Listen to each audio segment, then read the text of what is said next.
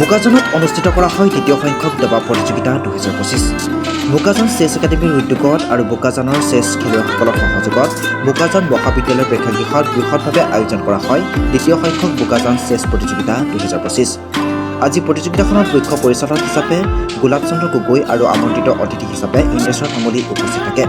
আজি অনুষ্ঠিত হোৱা দবা প্ৰতিযোগিতাত সকলোতকৈ আকৰ্ষণীয় বিষয়টো হ'ল যে 60ৰ ঊৰ্ধ্বৰ 3গৰাকীকৈ মহিলাই প্ৰতিযোগিতাত অংশগ্ৰহণ কৰা পৰিলক্ষিত হয়। বয়সী খেলুৱৈ মন কেতিয়াও যেন ধৰি ৰাখিব নোৱাৰে, তাকে প্ৰমাণ কৰি দেখুৱালে এই 60ৰ ঊৰ্ধ্বৰ মহিলাকেইগৰাকীয়ে। অনুষ্ঠিত হোৱা দবা প্ৰতিযোগিতাত বোকাজান মহকুমাৰ দিলাই, সিটিপি, শান্তিপুৰ বালিপথাৰৰ লগতে লামটিং আদি ঠাইৰ প্ৰতিযোগীসকলে অংশগ্ৰহণ কৰা পৰিলক্ষিত হয়। দবা খেলৰ জৰিয়তে শিশুসকলৰ মানসিক বৌদ্ধিক আৰু সাম্যক জ্ঞান বৃদ্ধি হোৱাৰ লগতে ভৱিষ্যতৰ দিনত বোকাজানৰ পৰা বহু ভাল খেলুৱৈ ৰাষ্ট্ৰীয় আৰু আন্তঃৰাষ্ট্ৰীয় পৰ্যায়ত যোৱাৰ এক সুবৰ্ণ সুযোগ লাভ কৰিব বুলি মুখ্য অতিথিসকলে উল্লেখ কৰে। বোকাজানৰ পৰা ত্ৰিদীপ গগৈ ৰিপৰ্টাৰ লাইভ অসম। বোকাজান দবা একাডেমীৰ সৌজন্যত অনুষ্ঠিত হোৱা বোকাজান দ্বিতীয় দবা প্ৰতিযোগিতাৰ 2025 বৰ্ষৰ এই খেলখনে বোকাজান অঞ্চলত লুকাই থকা বহুতো দবা খেলুৱৈ প্ৰতিভাসমূহক আকৰ্ষিত কৰিব পাৰিছে আৰু তেওঁলোকক ভিতৰৰ অঞ্চলৰ পৰা আজি এই প্ৰতিযোগিতাখনে উলিয়াই আনিব আমি দৃশ্য দেখিবলৈ পাইছোঁ। ইয়াত বহুতো নতুন খেলুৱৈ অভিভাৱক হৈ তেওঁলোকৰ দবা প্ৰতিযোগিতাত থকা দবা খেলত থকা প্ৰতিভাসমূহ আজি দেখুৱাবলৈ সক্ষম হৈছে আৰু বহুতো নতুন খেলুৱৈ আজি পুৰস্কৃত হৈছে। তাৰ বাবে বোকাজান অঞ্চলৰ অভিভাৱকসকলক মই ধন্যবাদ জ্ঞাপন কৰিছোঁ। তেখেতলোকৰ মৰমৰ সন্তানসকলক ইয়াত আনি প্ৰতিযোগিতাখনত অংশগ্ৰহণ কৰাই প্ৰতিযোগিতাখন সাফল্যমণ্ডিত কৰি তুলিছে।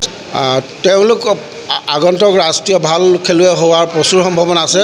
যে আজিকালি দবা খেলৰ বৰ্তমান বিশ্বৰ দবা জগতৰ তুলনাত ফেৰ মাৰিবলৈ হ'লে তেওঁলোকে প্ৰশিক্ষণ ল'বই লাগিব। প্ৰশিক্ষণ অবিহনে বা বিভিন্ন প্ৰতিযোগিতাসমূহত অংশগ্ৰহণ নকৰিলে তেওঁলোকৰ যি প্ৰতিভা আছে আৰু যিটো অভিজ্ঞতা গ্ৰহণ কৰিব লাগে, অভিজ্ঞতা গ্ৰহণ কৰিব আৰু সুবিধা গ্ৰহণ কৰিব নোৱাৰিব। গতিকে তেওঁলোকে প্ৰতিযোগিতাত অংশগ্ৰহণ কৰিব লাগিব আৰু উন্নত মানদণ্ডৰ প্ৰশিক্ষণ গ্ৰহণ কৰিব লাগিব।